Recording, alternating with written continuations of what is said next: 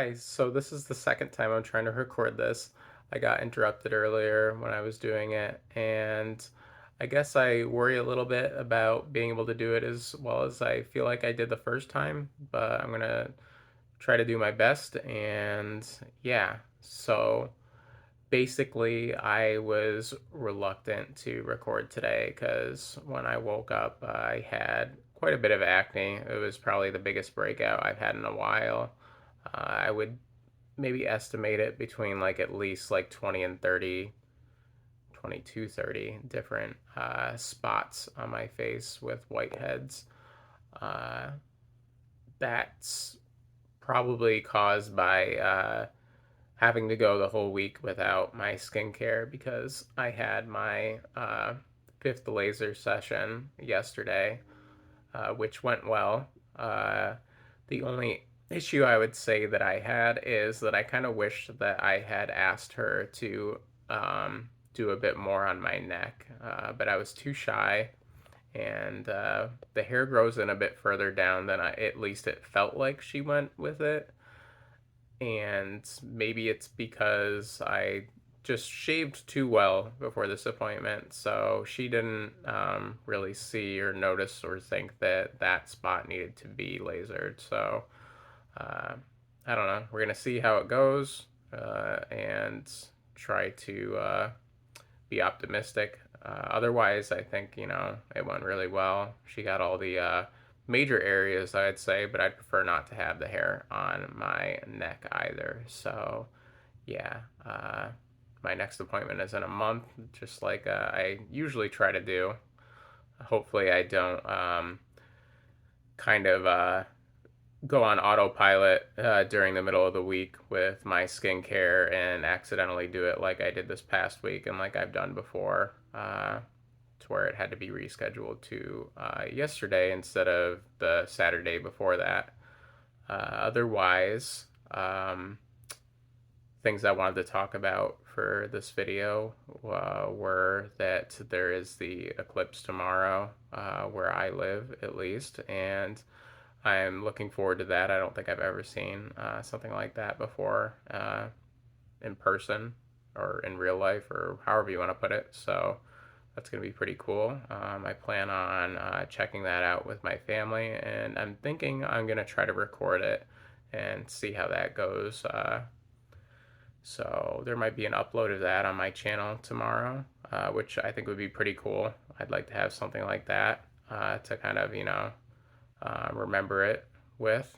And yeah, can't really think of anything else regarding that.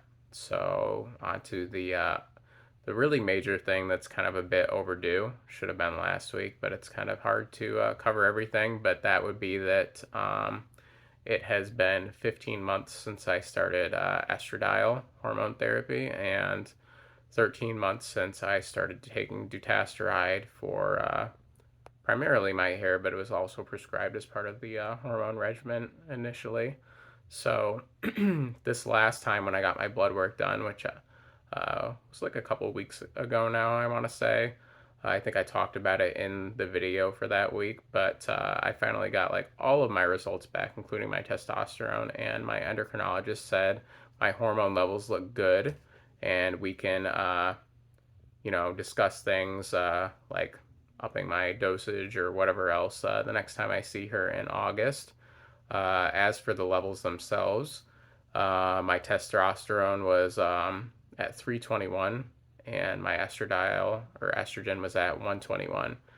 And if you happen to not know, testosterone levels are numerically typically higher than estrogen levels. Like at one point during this, when I had started taking dutasteride, my testosterone was like almost 900, I want to say. And that is, I think, because it blocked the conversion of testosterone into DHT, and that caused there to be overall more testosterone in my system. Before that, I want to say it was probably like between 600 and 700, and that was around when I had just went to the endocrinologist again for the first time and was getting my hormone levels tested before going on the hormone therapy. As for the estradiol or estrogen levels, typically they want to be around 200, between like 200 and 300, I want to say, but even 121 like I have was considered high um, on the results page, which maybe is just like being considered as high for a male. I'm not sure, but my endocrinologist knows what's up more than I do, so she thinks they're good, and that's good to me, and I'm happy about that. And I'm also happy that I'm like in a good spot for that without having to take spironolactone, because I only tried it for that little bit of time again. Having previously been on it the first time, I had done hormone therapy or had tried to do it before life things got in the way, which I've talked about before. But yeah, it's nice to not have to use that because it has side effects, at least for me, that I don't like, that I've also talked about before, including just simple things like the diuretic aspect of it, but it was also affecting my mental health too. And I don't entirely like feel good about blocking like testosterone completely because even, like women have testosterone even a little bit. So I think it's probably better to aim for more of like a normal female range of hormones instead of just completely nuking testosterone like spironolactone does. So yeah, I think I covered everything with the estrogen stuff. Uh, so for like the dutasteride, um, it's been now like over a year since I've been on it. Last month was 12 weeks, not 12 weeks, 12 months. Oh my goodness. Um, yeah, so that has been really beneficial, I think. I've noticed a very significant change in the quality of my hair since I had started it over a year ago. Overall, like the density is a lot thicker, but so are the individual strands of hair. I feel I've noticed them being thicker. Um, my hair overall, I would say, looks healthier and straighter. I don't have as many crinkly hairs, which could also be due in part to like my self care routine being different now. Maybe a bit of both. I'm not sure, but overall, my hair looks a lot better. Having been on Dutasteride for over a year now, and typically, from what I had read, um, before I started taking it, and shortly afterward, when I was still like looking into that stuff a lot, you don't see very significant changes or significant hair gains in the first year of taking it. So to have had the benefits that I've had so far just in the first year is really awesome and makes me excited to see where things go from here. The hairline, which I'm always a little reluctant to show it, I don't like doing this, but it's definitely a lot better than it was before. It doesn't go as far back, but it's not quite at where I was hoping for it to be yet. Though I mean, I didn't expect it to be where I want it to be in the first year, but like my goal, I guess, is like kind of like right around here for it to be. And it still goes back a bit, not as bad as it used to be, and the density around that area is a lot better than it was before.